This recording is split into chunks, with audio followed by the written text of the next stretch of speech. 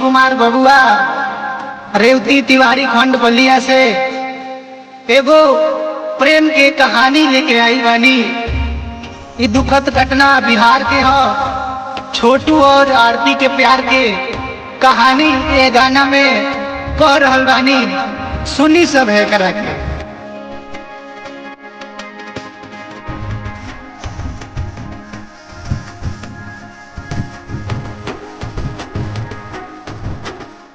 देखो देखो भगवान तू तो धरती पे आके हो, देखी देखी अत्याचार मुर करे जा पाते हो।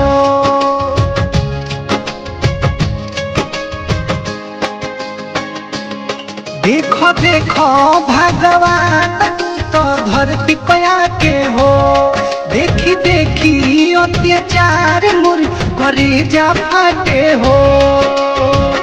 प्यार के दुश्मन काहे भई जहान हो, प्यार के दुश्मन काहे भई जहान हो। आरती के प्यार गोइल छोटू के जान हो, आरती के प्यार गोइल छोटू के जान हो।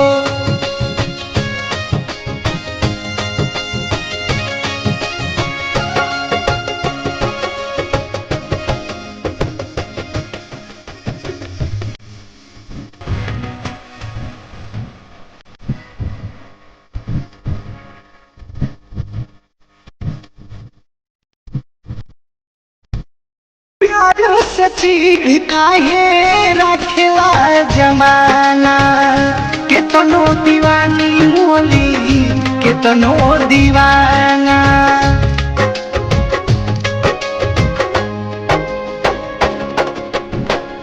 प्यार से चीड़ काहे रखेला जमाना, केतनो दीवानी मोली केतनो दीवाना। केतनो दीवानी मोली केतनो दीवाना। बिजली सटा के ले हो परात हो, बिजली धरा के ले हो परात हो। आरती के प्यार गोइल छोटू के जान हो, आरती के प्यार गोइल छोटू के जान हो।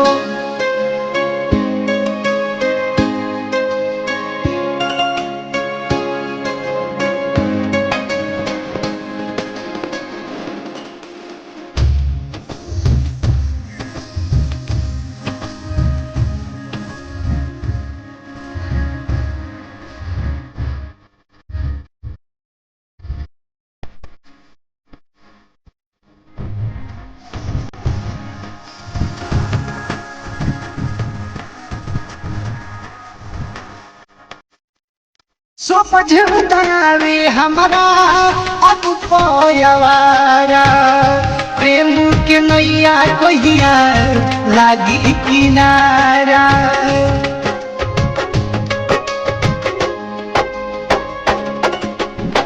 समझ आवे हमारा अब पोयवारा, प्रेम के नैया कहिया लागी किनारा।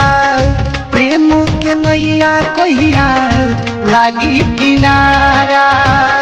मंगल सागर भीम दोनों तू ध्यान हो, मंगल सागर भीम दोनों तू ध्यान हो। आरती के प्यार गोइल छोटू के जान हो, आरती के प्यार गोइल छोटू के जान।